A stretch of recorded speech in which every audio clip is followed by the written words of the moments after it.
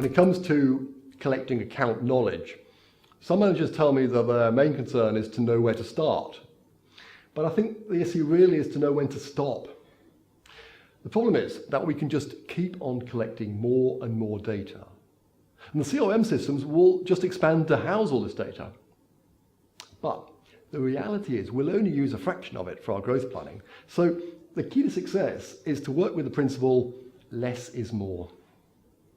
Only collect the data which you'll certainly need. And I think start with less and add more when you find you really need it. If you follow this approach, then you'll be able to maintain the data fairly easily, and it'll keep your focus on the main issues. Well, that sounds fine, but how do we know what that data should be? Well, some of it I think is obvious. We have to know the key accounts management structure, the names of all their managers. We must know where they are, what they sell and to whom. And we must know how they're performing.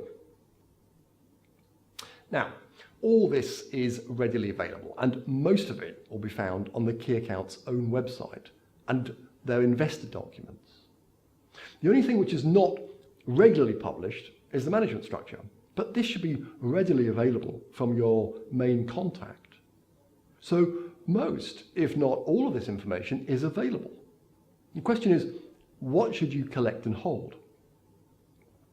Well, our view is that if the information is already published in the public domain and it's readily accessible because it's, for example, on the key account's own website or their investor documents, then I'm not really sure if there's any value in you spending your time reproducing it.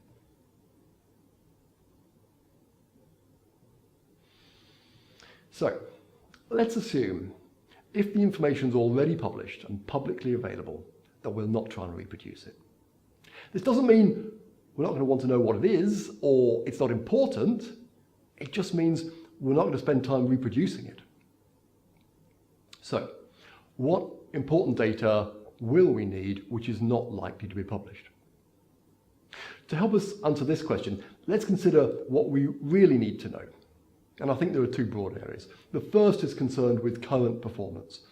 Ours, competitors, the key accounts, and second, it's concerned with their managers, who they are and what they do. We've prepared a simple summary chart as a template to capture the important performance data, and we'll review this in the next unit.